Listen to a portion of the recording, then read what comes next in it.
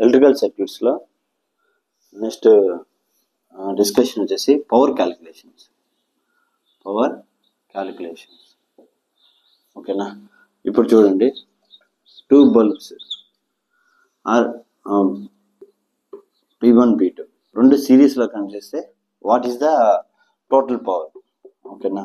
దాని ఫార్ములా, దీనికి theory proof ఉంటుంది, సాల్వ్ చేస్తే ఈ ఫార్ములా వస్తుంది, P1 × P2 / P1 + P2.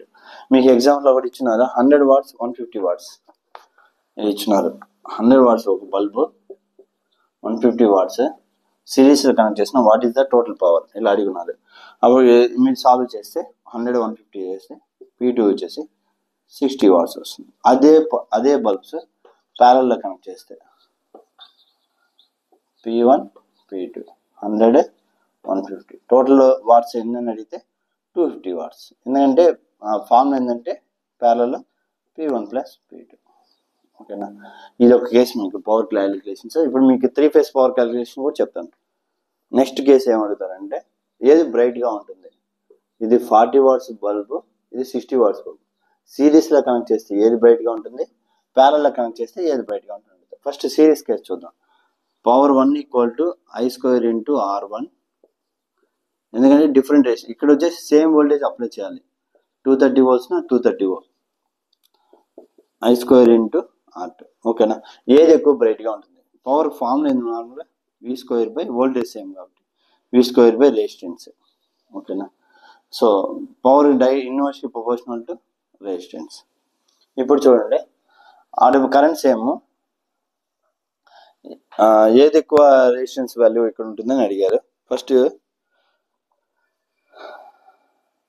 ఇక్కడ వచ్చేసి 60 watts, ఇది 40 watts. ఆటోమేటిక్గా 60 watts అంటే ఇది ఎక్కువ పవర్ ఉంటే రెసిస్టెన్స్ తక్కువ ఉంటుంది. So R2 resistance < R1 resistance. Power తక్కువ ఉంది కాబట్టి రెసిస్టెన్స్ వాల్యూ ఎక్కువ ఉంటుంది R1కి. So resistance value R1 value ఎక్కువ ఉంది. P = I² × R1. R1 value ఎక్కువ ఉంటుంది, ఇది ఎక్కువ బ్రైట్నెస్ అవుతుంది.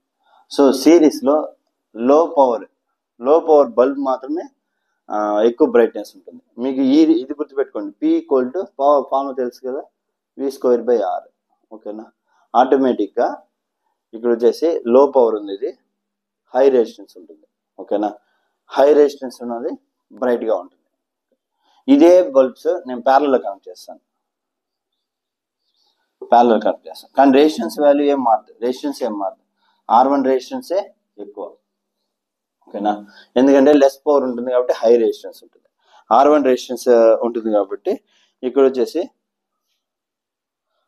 ఒకటి 40 watts నుంచి 60 watts. ఇక్కడ 60 watts వచ్చేసి మోర్ బ్రైట్నెస్ ఉంటుంది. ఎందుకు? ఎక్కువ పవర్ కన్జ్యూమ్ చేస్తుంది. P2 > P1. ఓకేనా. V² / R V² / R formula మాత్రం యూస్ అయ్యింది ఇక్కడ. P = V² / R1, P2 = V² / R2. So resistance ఏది ఎక్కువైందని R1 ఎక్కువగా ఉంది, అప్పుడు less power P1, resistance value తక్కువ ఉంది కాబట్టి హై పవర్ P2 వచ్చేసి 60 watts. ఓకేనా.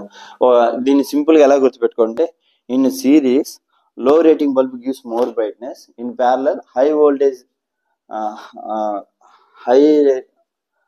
High power wattage gives the more brightness. ఓకేనా. ప్యారలల్ 60 ఆన్సర్, సిరీస్లో 40 ఆన్సర్. ఇప్పుడు 3 phase పవర్ క్యాలిక్యులేషన్ చూద్దాం. 3 phase పవర్లో స్టార్ కనెక్షన్ ఉంది. ఒక స్టార్ కనెక్షన్ ఒక face cut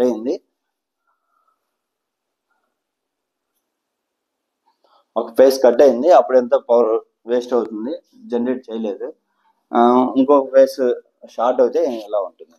okay. 3 phase power calculations. Star connection. ఓకేనా. మీకు ఈ నోట్బుక్ ఇచ్చున్నాను ఆల్రెడీ, చూడండి. ఓకేనా. Line to line voltage 400 volts, ఇది 400, ఇది న్యూట్రల్ పాయింట్, ఇది 100 ohm. ఫేస్ వోల్టేజ్ = ఫార్ములా ఇది గుర్తుపెట్టుకోండి, line voltage / √3.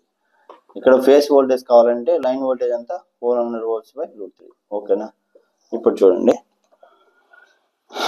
Total power in star connection 3v²/r. ఓకేనా. 3 ఇంటూ vps అంటే ఎంత, VL/√3 అప్పుడు ఏమవుతుంది, 3 ఇంటూ VL ఎంత, 400/√3 అప్పుడు ఏమవుతుంది, √3 ఇది క్యాన్సిల్ అవుతుంది, ఇది ఏముండదు. రెసిస్టెన్స్ వాల్యూ ఎంత, 100, 400 ఇంటూ 400/100. ఓకేనా.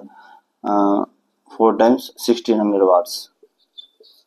ఓకేనా. స్టార్టింగ్ ఫస్ట్ ఎలా ఉంది, 1600 వాట్స్ ప్రొడ్యూస్ అవుతుంది. ఇప్పుడు real case, one of the resistor is broken or open circuit. Okay, ఈ రెసిస్టర్ కట్ అయిపోయింది. ఓకేనా. ఈ రెసిస్టర్ కట్ అయినప్పుడు ఎలా మనకు వచ్చేసి పవర్ కన్జంప్షన్ డిసిపేషన్ ఎలా ఉంటుంది, పవర్ డిసిపేషన్ ఎలా ఉంటుంది. ఓకేనా. P equal to one of the resistor is broken or open circuit, what is the power value. ఇప్పుడు చూడండి, ఇది బ్రోక్ అయిన తర్వాత ఈ వోల్టేజ్ ఉంటుంది కదా, ఈ లైన్ టు లైన్ వోల్టేజ్, ఇది నేరుగా ఈ రెండు రెసిస్టెన్స్ మాత్రం అప్లై అవుతుంది, ఈ లూప్ అయిపోతుంది. P equal to V²/R. Voltage ఎంత, 400 వోల్టేజ్ స్క్వేర్ రెసిస్టెన్స్ ఎంత, 200. సో అప్పుడు 400 ఇంటూ 400/200 22 అంటే 800 వాట్స్. ఇప్పుడు చూడండి, ఇక్కడ ముందు ఎంత ఉంది, 1600 ఉంది, ఇక్కడ వచ్చేసి 800 ఉంది. అప్పుడు దీని మీనింగ్ ఏంటంటే, స్టార్ కనెక్షన్స్ లో 3 ఫేస్ ఉన్నప్పుడు 1600 వాట్స్, ఒక ఫేస్ కట్ అయితే 200 ½ అంటే 50% పవర్ కన్జంప్షన్ తగ్గిపోతుంది. ఓకేనా. పవర్ డిసిపేషన్ డిక్రీజెస్, ఇది కంక్లూజన్. ఓకేనా.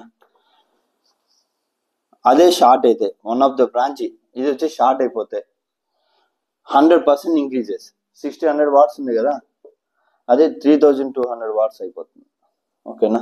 అది షార్ట్ అయితే ఏమవుతుందంటే, ఈ ఫేస్ అనేది ఉంటుంది 400²/100 ఇంకో 400², ఈ 400 వాట్స్ ఇట్లానే అప్లై అవుతుంది, దీనికి అప్లై అవుతుంది. అప్పుడు ఏమవుతుంది, short case, total power equal to 400²/100 ohm 400²/100 ohm. Solve చేస్తే 3200 వాట్స్.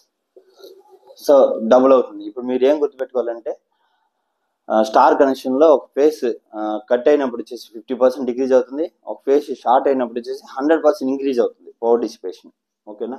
స్టార్టింగ్ లో 1600 వాట్స్ ఉంది, ఓపెన్ సర్క్యూట్కి ఏమైంది, 800 అయింది, షార్ట్ సర్క్యూట్కి ఏమైంది, 3200 అయింది. మీరు దీన్ని బట్టి కంక్లూజన్ గుర్తుపెట్టుకోండి.